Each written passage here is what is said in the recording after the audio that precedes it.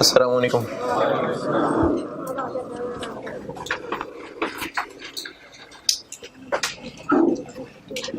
दुरूद शरीफ पढ़ लें।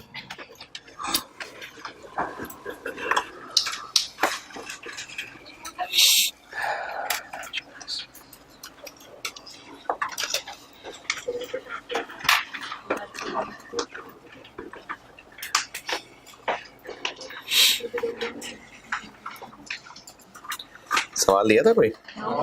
अच्छा चलो कोई बात।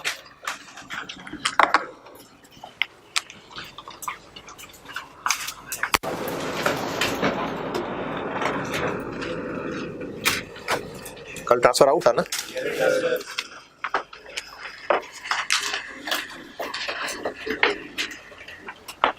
ट्रांसफर इन।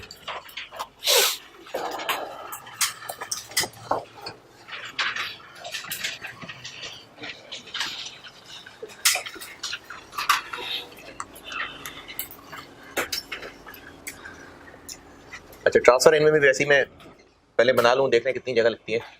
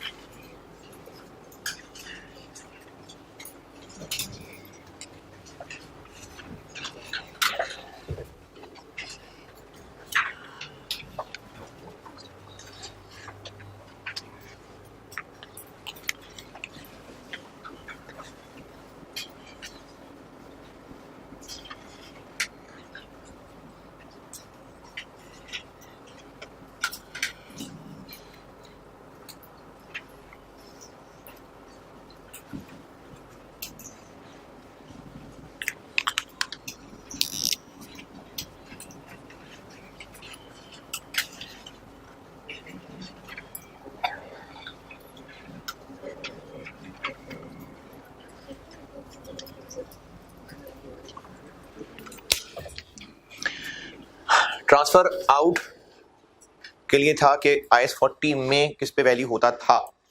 अब ट्रांसफर इन है, यहां से ट्रांसफर होके यहां पहुंचना है। तो अब मैं कह रहा हूं कि यहां पहुंच के क्या करना है।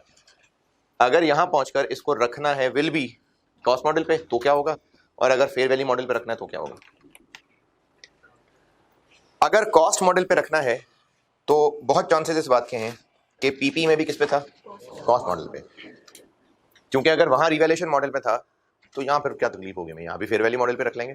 तो अगर यहाँ पर कॉस्ट मॉडल पे लाना है तो यकीनन वहां भी फिर कॉस्ट मॉडल पे ही होता था। तो इतना तो खराब भी अब तेज हो ही गए। क्या लिखूं यहाँ, बस नाम इन्वेस्टमेंट प्रॉपर्टी से निकल के नहीं, पीपी से निकल के इन्वेस्टमेंट प्रॉपर्टी पे निकल आएगा। जैसे पहले एक्यूमुलेटेड डेप्रिसिएशन चल रही थी वही ऑनवर्ड आगे चलनी शुरू हो जाएगी।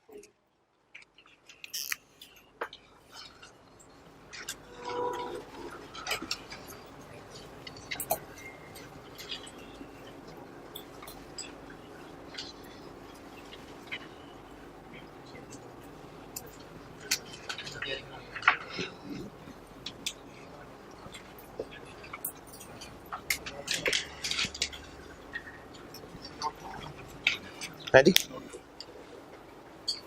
पहले मैं लिखूं,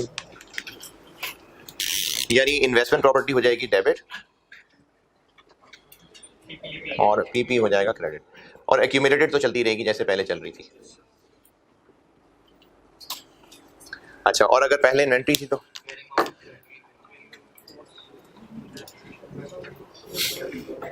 अगर पहले इन्वेंट्री थी,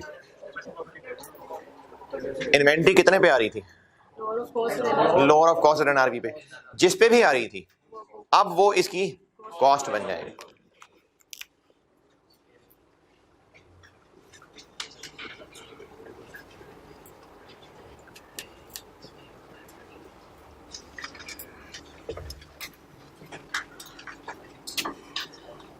हम ऐसे समझेंगे कि स्टोर में पड़ी हुई थी, वैसे तो बिल्डिंग का स्टोर में पड़ी हुई थी, लेकिन बता रहा हूं इन्वेंट्री के स्टोर से निकाल के अब उसको प्रॉपर्टी बना दिया। तो अब वो प्रॉपर्टी बनी है, अब तो वो उसकी जो भी अमाउंट आ रही थी वो अब प्रॉपर्टी की कॉस्ट कहलाएगी। और ऑनवर्ड फिर ये डेप्रिशिएट होने लग जाएगी। Investment property debit, inventory credit.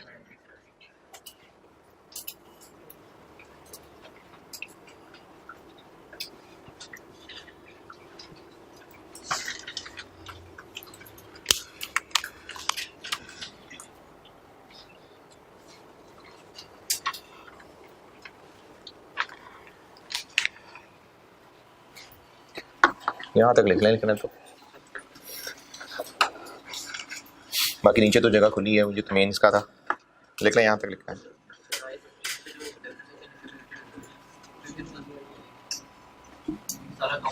इधर हाँ, वो जो उसके साथ लेस होके शो होता था उसके साथ लेस होके शो हो जाएगा।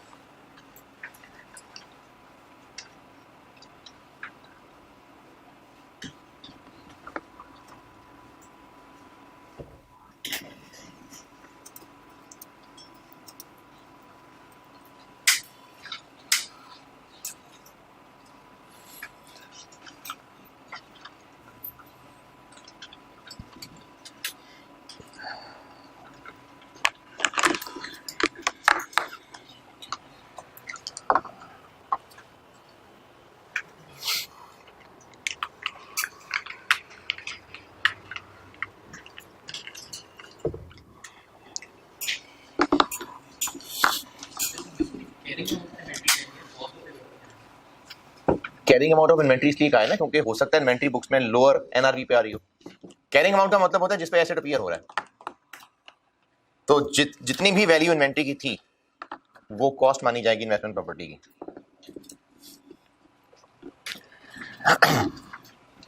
पॉज करना है।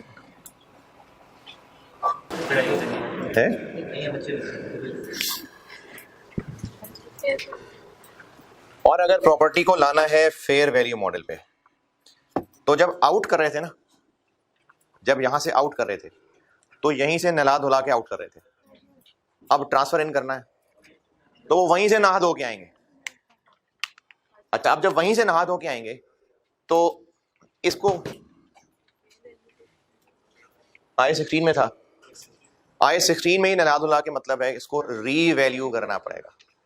अच्छा, अब बेशक वो कॉस्ट मॉडल पे था फिर भी रीवैल्यू करना पड़ेगा, मतलब जिंदगी में नहीं नहाया था कभी, फिर भी ट्रांसफर आउट करने से पहले वहीं पर नला के वहीं रीवैल्यू करके, रीवैल्यू फेयर वैल्यू मॉडल नहीं कह रहा, वहीं पर रीवैल्यू करना है। पहली दफा गेन होगा, सरप्लस भी आ सकता है, कोई बात नहीं। I-16 में उसको पहले रीवैल्यू करेंगे रीवैल्यूएशन मॉडल के मुताबिक, और फिर उसको फेयर वैल्यू मॉडल पे, चूंकि उसने I-40 में आना है तो I-40 में ले आएंगे। ट्रांसफर आउट के लिए भी, ट्रांसफर इन के लिए भी। कल वाली बात दोबारा बताता हूं, ट्रांसफर आउट था, अगर यहां फेयर वैल्यू मॉडल फॉलो होता था तो यही नहा धो के फिर जाएगा। ट्रांसफर इन वहां नहा धो के फिर इधर आएगा। तो जब I-16 में वो एसेट है तो उसको वहीं नलाएं धुलाएंगे, यानी रीवैल्यू करेंगे रीवैल्यूएशन मॉडल वाले रूल्स के मुताबिक, और फिर अकाउंट से नाम ट्रांसफर करके इन्वेस्टमेंट प्रॉपर्टी बना देंगे। बल्कि एसेट क्या, प्रॉपर्टी ही कह देता हूं।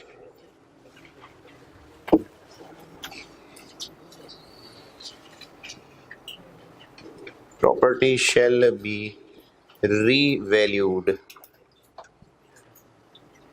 the date of transfer as per IS 16 rules.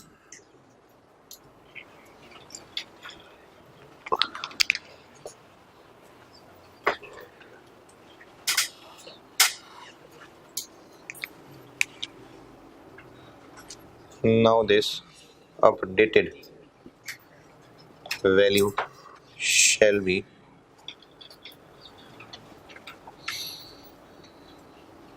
considered as cost of investment property.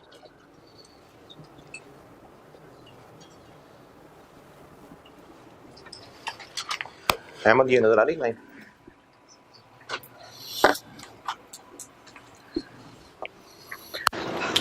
Property shall be revalued at the date of transfer as per IS 16 rules.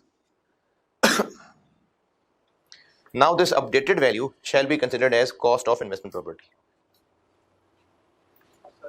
जी, इसको IAS 16 के मुताबिक रीवैल्यू करना है, बेशक ये पहले कॉस्ट मॉडल पे ही क्यों ना हो, रीवैल्यू करना है। रीवैल्यू अगर अपवर्ड होगी तो सरप्लस आएगा, तो बस आता रहे, वो पड़ा रहेगा इक्विटी में। सरप्लस बन जाएगा तो फिर उसको साथ साथ ट्रांसफर भी क्या करेंगे? नहीं, क्यों? जब डेप्रिसिएशन ही नहीं होगी तो ट्रांसफर किस बात का होगा? बस पड़ा रहेगा भाई। बिल्डिंग को पहले रीवैल्यू करेंगे, बेशक वो बिल्डिंग IAS 16 में कॉस्ट मॉडल पे क्यों ना होती थी, फिर भी रीवैल्यू करना है एज पर IAS 16 रूल, यानी रीवैल्यूएशन वाली अकाउंटिंग लगानी है, क्यूमुलेटेड को एलिमिनेट करना, फिर एसेट रीवैल्यू करना। उससे हो सकता है सरप्लस बन जाए तो बन जाए, और अब वो बिल्डिंग अपडेट हो गई, अब वो बिल्डिंग इन्वेस्टमेंट प्रॉपर्टी बन जाएगी। पढ़ा रहेगा यार, पढ़ा रहेगा। कितने स्टूडेंट यहाँ पढ़े रहते हैं, मैं पढ़ा रहा हूँ, पढ़े रहते हैं, तो है ना। तो रीवैल्यूएशन सरप्लस के नाम से अकाउंट आ जाएगा, आता रहे, कोई बात नहीं। क्या जी? वो P&L में चला गया। रीवैल्यूएशन की जो अकाउंटिंग होती है ना, वही अकाउंटिंग फॉलो होनी है, बिल्कुल रीवैल्यूएशन मॉडल वाली अकाउंटिंग फॉलो होनी है। बस अब जो अमाउंट बिल्डिंग अपडेट हो गई होगी, उसी से PP credit, investment property debit हो जाएगी, और वो सरप्लस आता रहेगा, कोई शिकायत नहीं करेगा, वो आता रहेगा, कोई मसला नहीं है, वो बैलेंस शीट में पड़ा रहेगा। हाँ, जब कभी प्रॉपर्टी बिक गई, बुक्स में से निकल गई, फिर ले जाएंगे रिटेन अर्निंग्स में। लेकिन साथ साथ वो जो हर साल ट्रांसफर करते थे, किस अमाउंट से? ओवरचार्ज डेप्रिसिएशन से करते थे ना, वो नहीं कर रहे होंगे अब। क्यों नहीं कर रहे होंगे? क्योंकि अब तो डेप्रिशिएट ही नहीं हो रही होगी, तो सरप्लस उतना का उतना ही पड़ा रहेगा बुक्स के अंदर। और IAS 2 में था तो इसको वहीं नलाएं धुलाएंगे, लेकिन IAS 2 में तो नलाते नहीं इन्वेंट्री को, फिर भी नला देंगे, कर देंगे फेयर वैल्यू पे अपडेट, चाहे गेन हो चाहे लॉस हो। अब आप ये कह लें चाहे कि इसको IAS 2 में नहलाना है, चाहे वैसे कह लें, बस अपडेट कर देना इसको फेयर वैल्यू के ऊपर, और उस वक्त तक जो भी गेन लॉस आएगा वो P&L में चला जाएगा, P&L में। और अब इन्वेंट्री क्रेडिट और इन्वेस्टमेंट प्रॉपर्टी का, तो यहां पर भी ऐसे ही है कि इसको हम फेयर वैल्यू पे अपडेट करेंगे।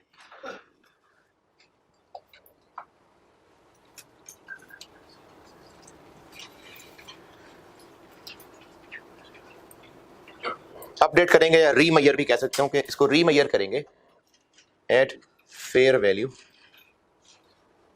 Eight the date of transfer.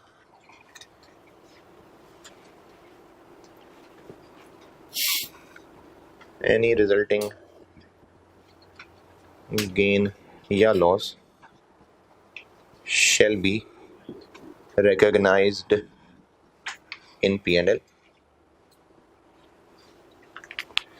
और आखिरी लाइन यही रिपीट कर रहे हैं कि अब जो वैल्यू अपडेट हो गई है उससे वो इन्वेस्टमेंट प्रॉपर्टी बन जाएगी।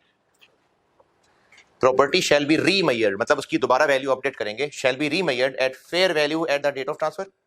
जो गेन लॉस आएगा, any resulting gain loss shall be recognized in P&L। और अब जो बिल्डिंग की अपडेटेड वैल्यू बन गई है उससे इन्वेंट्री क्रेडिट और इन्वेस्टमेंट प्रॉपर्टी डेबिट।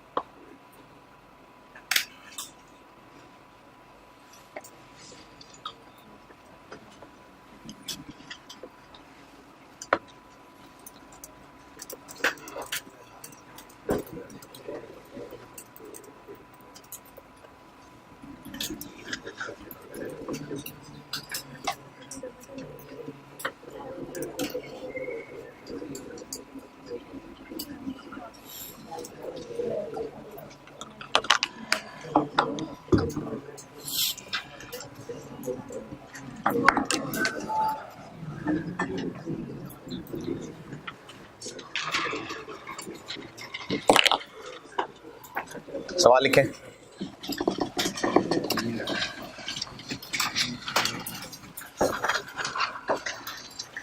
अच्छा, जुम्मे का वो, क्योंकि अब पौने घंटे से भी कम की क्लास होती है तो यही पूरा करूंगा। S20 तो नहीं शुरू हो सकेगा, वो फिर कल ही होगा शुरू। सवाल इसका लिखिए, ये कंप्लीट हो गया, नोट कर लें, कंप्लीट।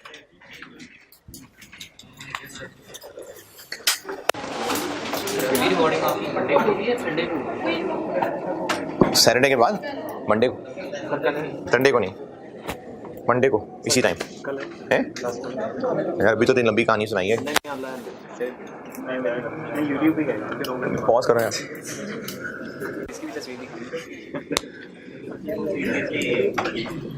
अच्छा सवाल लिखें, सवाल सवाल सवाल। ऑन फर्स्ट, सवाल लिख लें। On first January 2018, 1 January 2018, an office building was purchased for rupees 90 million, 90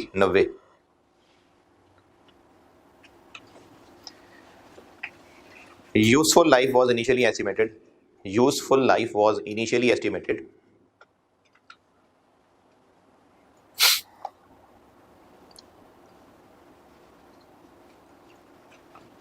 at 10 years.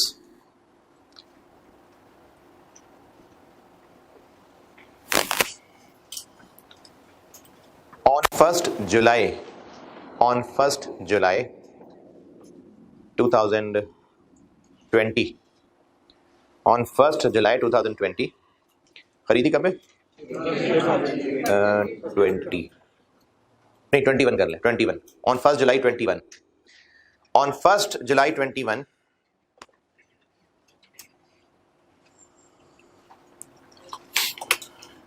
management decided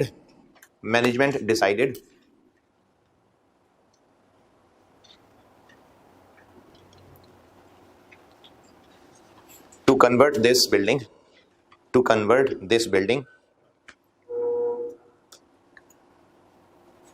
into an investment property.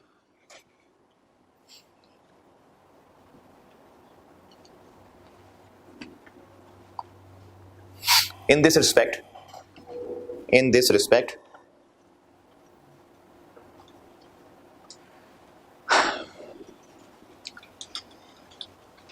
the building was vacated. अच्छा पहले 2.5 साल से क्या हो रहा था? ऑफिस बिल्डिंग थी, 3.5 साल से पहले ऑफिस बिल्डिंग थी, फिर अब 3.5 साल बाद मैनेजमेंट ने सोचा कि उसको इन्वेस्टमेंट प्रॉपर्टी बना दें, तो इस वजह से in this regard the building was vacated, खाली कर दी, vacated on the same date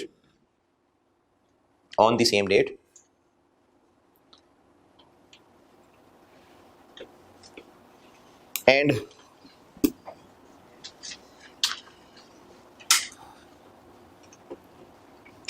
it was advertised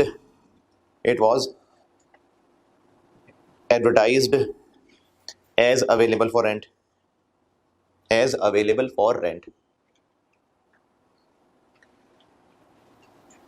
On 1st October 2021, the building was actually rented out.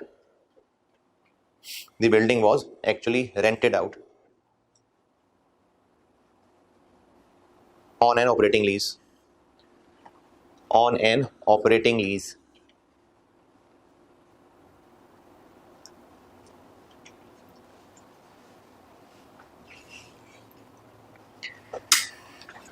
Company follows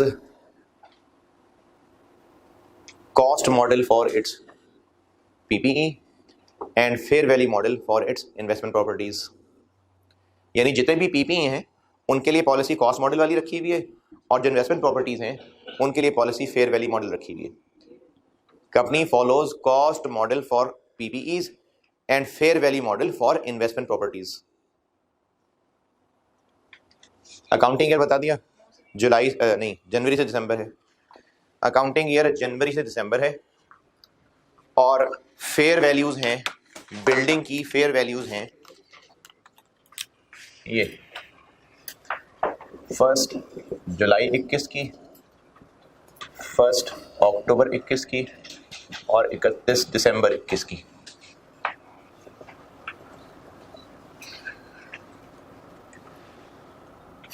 $86 million, 91 million और 97 मिलियन।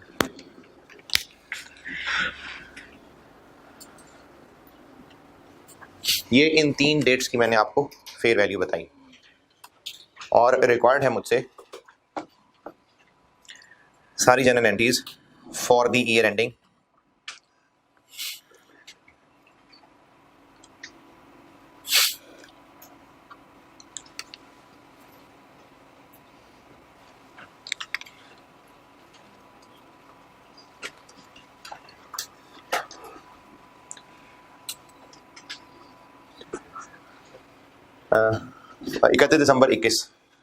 इकतीस दिसंबर 21 और आपसे होमवर्क रिक्वायर्ड है। क्या रह गया इसमें? 6 और 7, 5 तक हो गया कि नहीं? नहीं, 5 और 6 होमवर्क है। 5 और 6 होमवर्क है। 7 छोड़ दें, ये जब मैंने आपको नोट्स पढ़ाने ना, ये उसके बाद की चीज़ है। मैंने आपको डिस्क्लोजर्स पढ़ाने हैं, 3-4 आईएएस इकट्ठे करके ना, फिर डिस्क्लोजर्स पढ़ाऊंगा। तो आईएएस 40 के क्वेश्चन नंबर 5 और 6 ये होमवर्क है वो करना हो दिल करे तो कर लेना। 5 और 6 होमवर्क है। इन्वेस्टमेंट प्रॉपर्टी 5 और 6 होमवर्क है। फर्स्ट नहीं कौन से ईयर की एंट्रीज हैं? 21। बताएं 21 में कौन कौन सी एंट्रीज होंगी? 20 तक तो होता रहा ना जो करना था, मैंने तो सिर्फ 21 की एंट्रीज पूछी हैं। एक तो चूंकि उस डेट पे आईएएस 16 के मुताबिक रीवैल्यू करना है, तो फिर 1 जुलाई पे रीवैल्यू करना है ना, या 1 अक्टूबर पे। लेकिन बिल्डिंग तो किराए को 1 अक्टूबर को दी है। वो इन्वेस्टमेंट प्रॉपर्टी हो गई क्लासिफाई 1 जुलाई को, क्योंकि खाली कर दी और कोशिशें शुरू कर दी, तो वो हो गया चेंज इन यूज। तो हमें चूंकि आईएएस 16 पहले लगाना है, तो रिवैल्यूएशन डेट तक पहले डेप्रिशिएट तो करना है। तो 1 जुलाई करना है, 1 जुलाई कर लें। 30 जून करना है, 30 जून कर लें। डेप्रिसिएशन की एंट्री चार्ज होगी, depreciation debit, accumulated depreciation credit. Cost कितनी? 90, लाइफ 10 इंटू 6/12, 4.5। 2021 के 6 महीने की डेप्रिसिएशन की है, क्योंकि रीवैल्यू करने लगे हैं, तो रीवैल्यूएशन मिड ईयर की हो रही है, इसलिए पहले इसको डेप्रिशिएट करना पड़ेगा। फिर आईएएस 40 में ले जाने से पहले ना, इसको आईएएस 16 के मुताबिक रीवैल्यू करना है, तो उस दिन तक डेप्रिशिएट किया। अब एक्यूमुलेटेड को एलिमिनेट करेंगे, एक्यूमुलेटेड डेप्रिसिएशन डेबिट, और पीपी का वर्ड लिखना है पीपी लिख लें, बिल्डिंग लिखना है बिल्डिंग लिख लें। कितना जी? कितने साल गुजर चुके थे? 3.5 साल। तो 1 साल की डेप्रिसिएशन 9 और 3.5 31.5। 18, 19, 20 पूरा और 21 आधा। अब इसको कहां तक पहुंचाना है? 86 तक। तो अपवर्ड है, बिल्डिंग हो जाएगी डेबिट, रीवैल्यूएशन सरप्लस हो जाएगा क्रेडिट। अच्छा, ये कैसे पता कि पहले नहीं होती थी रीवैल्यूएशन? कहा है ना कहा है कॉस्ट मॉडल पे था। अच्छा, और अगर पहले भी था रीवैल्यूएशन मॉडल पे तो फिर भी रीवैल्यू तो करना ही, चाहे पहले बिल्डिंग कॉस्ट मॉडल पे थी चाहे रिवैल्यूएशन मॉडल पे थी, डेट ऑफ ट्रांसफर पे करनी है रिवैल्यूएशन। कितनी?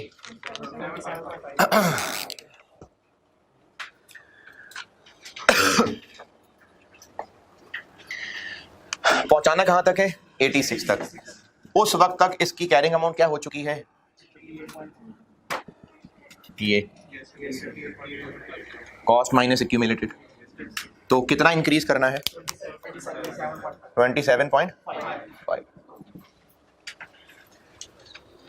डेट ऑफ ट्रांसफर तक पहले आईएएस 16 पे अपडेशन होगी, और वो भी रिवैल्यूएशन मॉडल लग के होगी, और ये तो आपको आता ही है आईएएस 16। और अब इसको इसी दिन बिल्डिंग से निकाल के इन्वेस्टमेंट प्रॉपर्टी बना लेंगे, इन्वेस्टमेंट प्रॉपर्टी डेबिट और बिल्डिंग क्रेडिट। कितने से 86, अभी अभी 86 पे अपडेट किया है।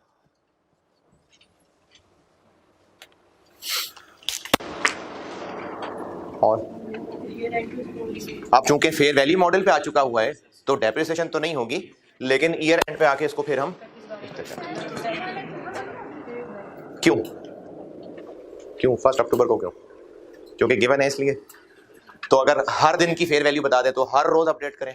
मैं बता देता हूं हर दिन की, लेकिन 2 अक्टूबर, 3 अक्टूबर, 4 अक्टूबर कब दोबारा अपडेट करनी है? ईयर एंड पे जाके। तो ईयर एंड के ऊपर अपडेट करेंगे।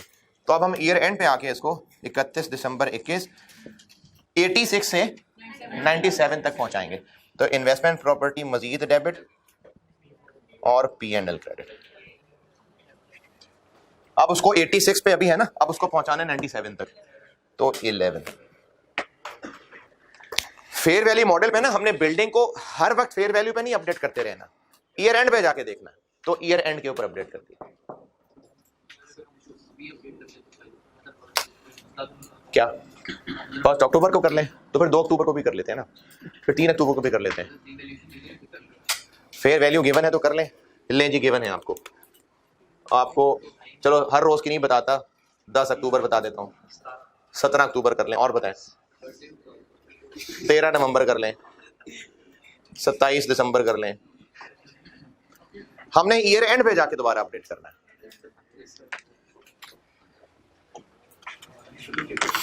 बस आइस 40 खत्म।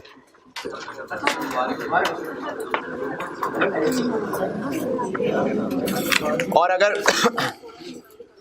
अगर ये इन्वेस्टमेंट प्रॉपर्टी सेल करनी हो तो ये मिटा, ये नहीं मिटाना, ये मिटा दूं।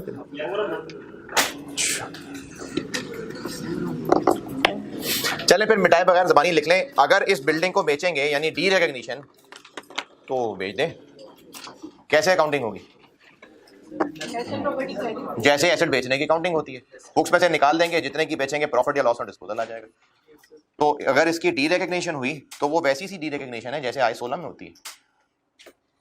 बल्कि I-16 भी कहने की जरूरत नहीं है। डी रिकॉग्निशन की अकाउंटिंग क्या होगी? इन्वेस्टमेंट प्रॉपर्टी क्रेडिट हो जाएगी, कैश डेबिट हो जाएगा, और जो भी प्रॉफिट या लॉस ऑन डिस्पोजल है वो खत्म हो जाएगा। कॉस्ट मॉडल भी जी तो एक्यूमुलेटेड भी डेबिट हो जाएगी जी। बेचते हुए, क्योंकि आखिरी बार तो पिछले ईयर एंड पे की थी ना अपडेट, हर रोज तो नहीं अपडेट कर रहे। तो अब जब भी कभी बेचेंगे तो वो जितने की भी बेचेंगे, और ये भी जरूरी नहीं कि हम फेयर वैल्यू की बेचें, क्या पता डिफरेंट अमाउंट की बेचें। तो इसलिए इन्वेस्टमेंट प्रॉपर्टी की डी रिकॉग्निशन हो सकती है। तो अगर डी रिकॉग्निशन हुई तो उसकी साथ ही सी डी रिकॉग्निशन की अकाउंटिंग है। इन्वेस्टमेंट प्रॉपर्टी डी रिकॉग्नाइज हो जाएगी और जो उसके बेचने पे प्रॉफिट या लॉस होगा वो P&L में आ जाएगा। ठीक है जी, अल्लाह हाफिज।